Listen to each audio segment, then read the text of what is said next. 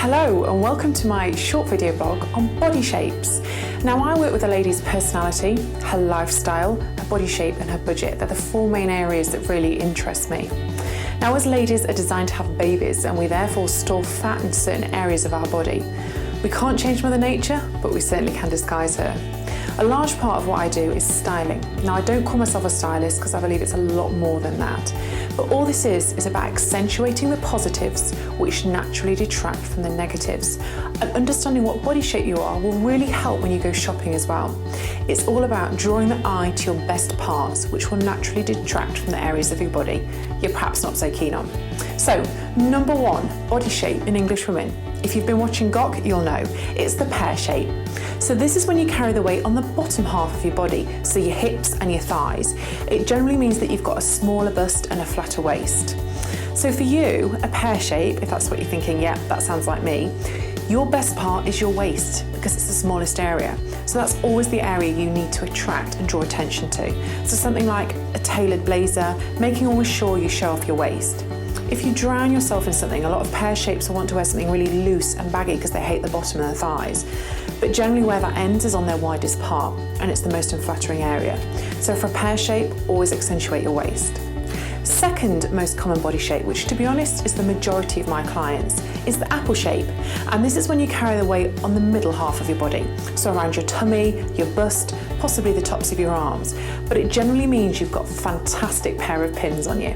So if you've got really slim legs, that's the area to show off. Attract attention to that area, which will naturally detract from the other areas. So a pair of skinny jeans will look great on you. Don't drown your legs in really loose, baggy trousers. And obviously always stick to the rule. If you're showing off your legs, then keep your chest covered. However, if you are an apple shape and do have a big bust, then actually covering it up with something too high-necked can make it look quite frumpy and even bigger than what you are. So if you have got a larger chest, always opt for a lower scoop or V neckline. It's far more flattering. Third body shape, hourglass. So think Jessica Rabbit, going in and out in all the right places. So we've got a bust, we've got a waist, and we've got hips. Doesn't matter what size you are, it's the rough shape of your body.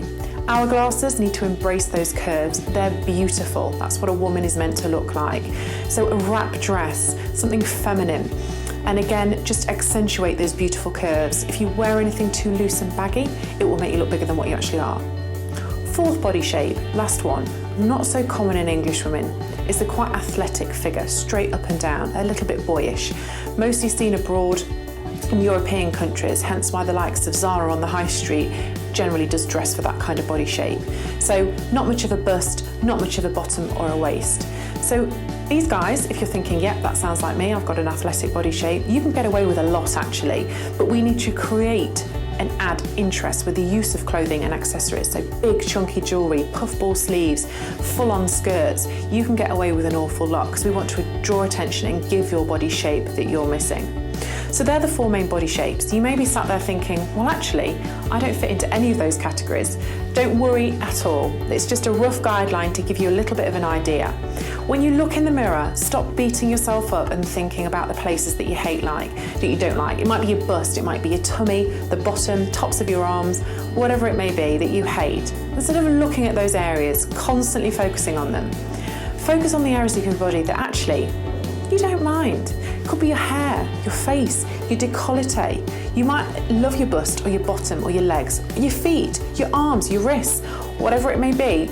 Draw attention to those areas and I will guarantee you it will detract from the areas that you're not so keen on, okay? Looking good isn't easy, it's my job to show you how. Thank you so much for watching.